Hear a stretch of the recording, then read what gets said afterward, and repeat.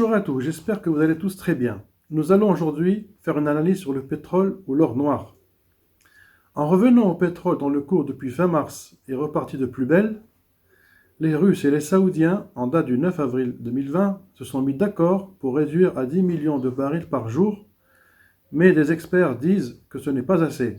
Il faudrait 20 millions à 30 millions par jour pour endiguer la dégringolade dans cette crise économique mondiale qui est bien là.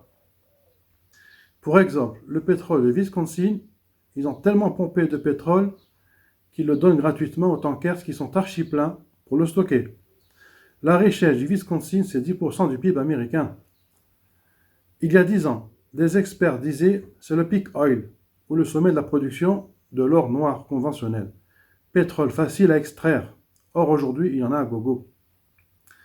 Les prix de pétrole de schiste, on ne peut pas les arrêter du jour au lendemain. 30% des producteurs de pétrole en faillite virtuelle, qui sont super endettés, et dont le prix de revient est de 50 $ le baril. Ils perdent de l'argent. Nous rappelons que jusqu'à présent, les États-Unis, avec le pétrole de schiste, sont devenus le premier producteur au monde de pétrole. Et avec cette crise sanitaire économique, ils pourraient perdre une place. L'Arabie saoudite est en train de gagner son pari.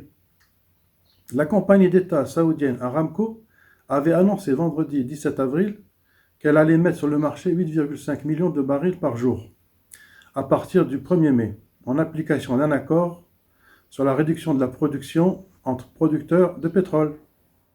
À l'heure actuelle, un pétrole de 18,5 $ à 28,5 $ le baril, ce n'est rentable pour personne, donc les cours devraient remonter à court terme.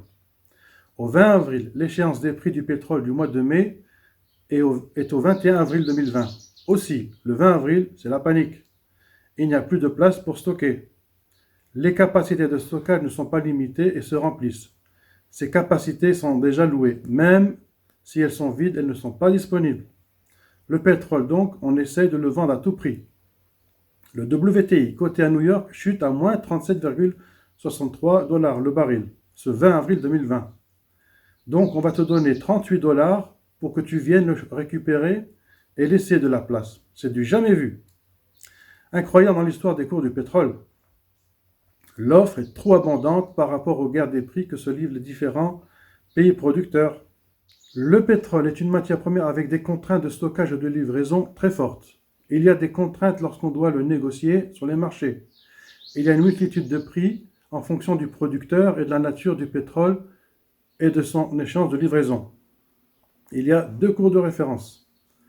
Le Brent de la mer du Nord, pétrole mondial. Le WTI, quant à lui, est un pétrole à destination des USA. Le prix du pétrole, c'est une succession de contrats à terme avec des achats différés. Le contrat à terme, c'est on paie aujourd'hui pour un bien qui nous sera remis plus tard. À l'échéance d'un contrat futur, nous avons deux possibilités. Vous roulez le contrat, vous revendez le contrat de mai et vous rachetez celui de juin. Vous gardez votre contrat et vous prenez la livraison physique des barils que vous avez achetés. Les ETF sur le pétrole, c'est une affaire de trading à court terme. Un jour, quand il n'y aura presque plus de pétrole, à horizon 2050, on dira « Quel gâchis que fut cette période d'abondance !» Pic oil ou pic pétrolier? Analyse, qu'en est-il? Le pic du pétrole conventionnel a été passé en 2008-2010. Le déclin de la production mondiale est compensé par la production US et irakienne. Le pic pétrolier, ce sont ces pétroles non conventionnels qui sont attaqués par la crise du virus actuelle.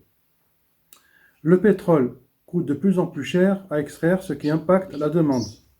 Plus le prix du pétrole augmente, plus la demande solvable, c'est-à-dire les gens capables de payer, s'effondre.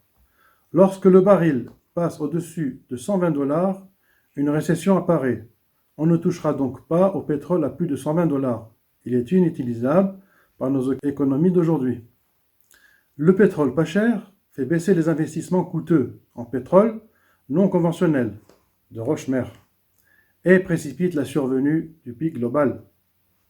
Des prix du pétrole bas provoquent également des faillites chez les producteurs de non conventionnels. Le pic pétrolier de pétrole, tout confondu, est déjà passé en 2018. Nous rappelons que la production totale de pétrole est composée à 80% de pétrole conventionnel et de 20% de pétrole non conventionnel, dit de schiste. Le 22 avril, M. Trump, en attendant le rééquilibrage entre l'offre et la demande, envisage de soutenir financièrement le secteur de l'industrie pétrolière et gazière, qui est endetté à hauteur de 200 milliards de dollars. Qu'on se le dise, tout le monde ne sera pas sauvé.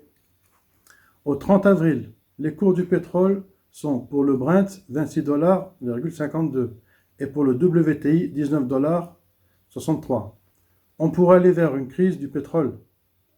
En définitive, est-ce que la demande va retrouver son niveau d'avant le confinement, soit 100-105 millions de barils par jour? Et si oui, à quel horizon? On ne sait pas. Est-ce que nous entamons notre entrée dans la décroissance énergétique et économique?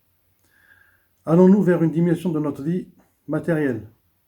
On ne pourra pas tous posséder quelque chose qu'on n'utilise jamais. Une voiture qu'on utilise à 5% du temps, souvent à l'arrêt.